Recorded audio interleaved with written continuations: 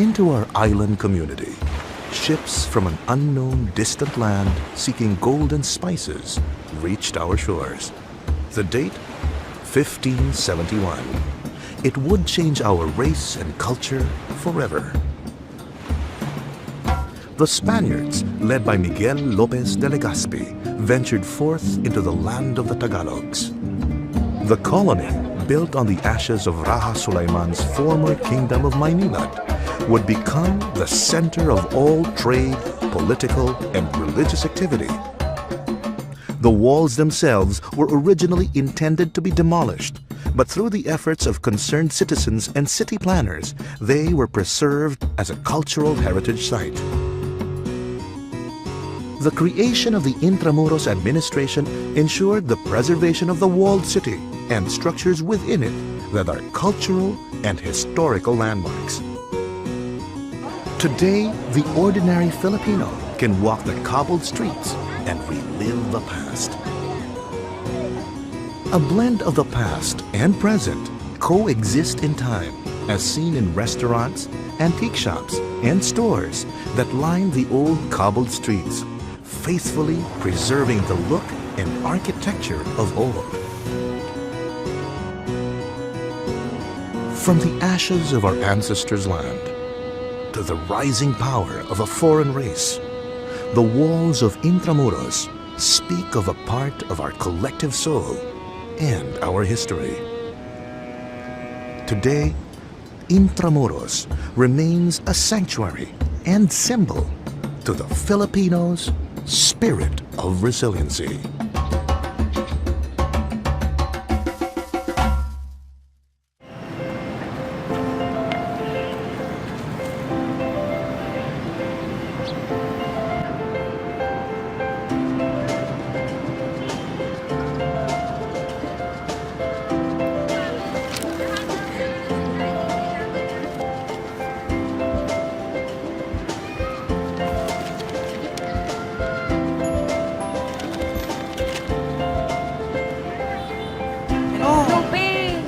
Kasi, di ako mapakali. O bakit? Ano na naman yun?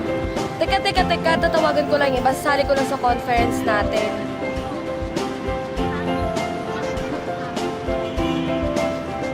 Hello guys! Naalala niyo pa ba yung napanood nating documentary last week? Ah, yung tungkol sa Intramuros? O bakit? Ano naman meron dun? May idea kasi kami ni Pao. Pao, ikaw nga mag-explain. Ganito kasi yun, guys. Di ba, Leternites tayo at ang letran ay nakapaloob sa Intramuros. And so, Di ba nga, sabi ng head ng org natin, hindi porket ako konektado kay God ang organization natin, ay sa simbahan lang tayo may involved, kundi pati din sa komunidad ay tutulong tayo. game!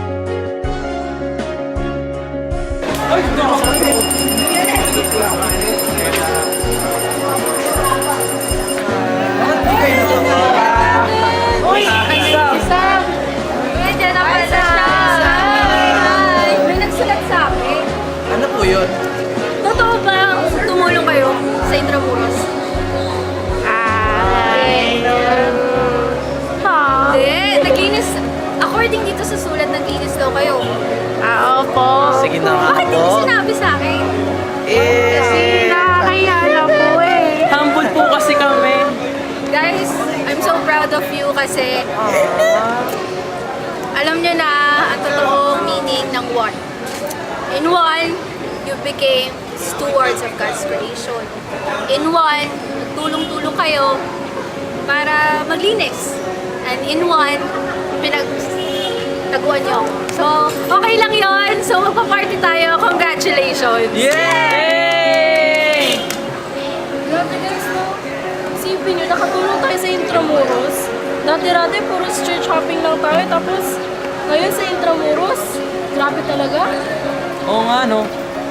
Ito pala yung isa pang tunay na kahulugan ng happiness. Ang makatulong ka kahit sa simpleng bagay. Pero alam mo, pag nag-ipon-ipon to, magiging malaki pagbabago to sa atin. Pero, sigaw ko nga na sigaw sa mga antik Oh, no? hindi ako yun, si Hardy yun. Hindi ba? Ako yun. Ako ba yun? Pero ang saya, grabe. Ganun talaga, no? Hindi lang siguro itong Intramuros dahil lang sa mga historical na lugar nila. Pero pag alam mong kapaligiran na yung pinapangalagaan natin, ibang usapan talaga eh. True. Kaya ngayon, alam ko na yung pakiramdam ng mga naglilinis dito, ng mga trabahador na kahit anong init, tinitiis nila para lang makatulong dito sa mundo para luminis ang Intramuros. Ano guys? Oo naman, sure. Basta pag natalista. Disiplinado! Ang bawat letranista Ay may responsibilidad at tungkulin. Hindi lang sa pag-aaral. Sa pamilya, At kaibigan. Kundi pati sa kapaligiran.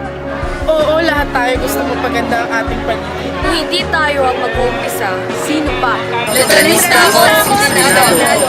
Tayong lahat ay may pananagutan sa isa't isa.